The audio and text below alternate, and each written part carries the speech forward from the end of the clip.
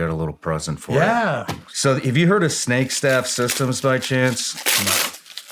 I think it's like, don't quote me on this, I think it's like 60% smaller than the regular cat tourniquets. One. Yeah. The interesting thing, and they don't really market this, Dom Razzo kind of got me on these guys. And you know what I like about what they market is these fit kids. So a lot of those, the ones that we were using back in the day. Only go so small. Yeah, they only get so small, and these you can cinch all the way down, and it fits on toddlers, fits on dogs, pets. Yeah, Snake Staff Systems. I've had to do a tourniquet on a baby before. Just home defense deterrent. What do you got? Super simple. As far away from your home, early warning as you could get. The Nextdoor app. You seen this Nextdoor app? No. It's where Karens bitch about snakes in the road. You know what I'm talking about? Read the comments. They're that good. However, your neighbors and their Ring cameras and these little apps and these Karens that'll just rat you out for anything, they know everything's going on in your neighborhood before the cops do. So any type, and then this is intel. You know what I mean? Mm-hmm. You know this, right? You got to have the intelligence that leads you to whatever problem set or solution set. So, right? As much as you can know about your neighborhood, Facebook groups, your sheriff, your police department has a Facebook group. Get on their shit. Because a lot of times they post shit like, we're looking for this white minivan. You go on the Nextdoor app, people been catching that white minivan doing all kinds of John's shit. Like, oh shit, that's my white minivan.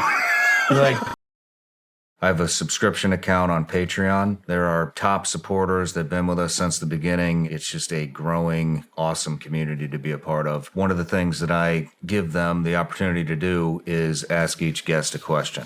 Out of these 20 years of war and all the blood, sweat, and tears and heartache we all went through in this conflict, how do you feel when you found out that we were going to pull out of Afghanistan completely? Yo, if you didn't read the fine print when you went in, which said we were going to this up on the way out, not shocked. Dude, I can't tell you how many conversations we had before we went in. This is where empires go to die. Anybody who's shocked, check your pride a little bit and don't be more mad than your boss is when this shit goes down. Like, because the reality is like, I knew it was going to end poorly the day I stepped foot on that dirt. Did you really?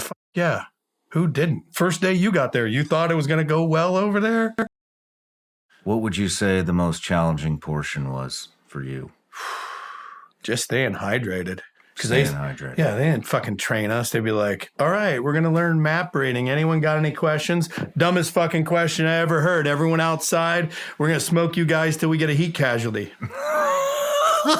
And then, like, you'd come back like someone would, you're like, yes, someone passed out. I couldn't take too much more myself. You don't want to tell anybody. So it's just a beat down session to see who wants to be there. I'll tell you this.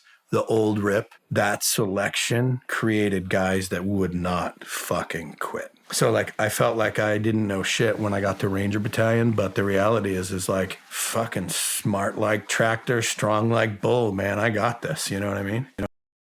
We jump in, 30-knot winds. I landed off the airfield. My backpack hooked on this, like, bombed building with, like, rebar. Compound bone was broke. So I kind of push it in, pinch the skin in.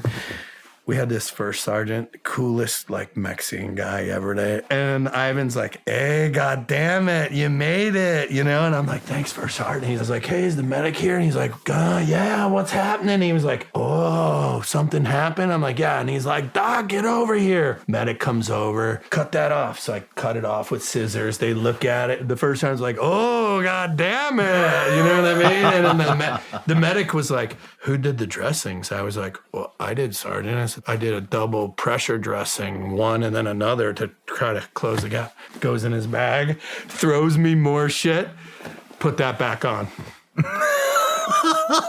I'm like thinking, fucking this how this goes?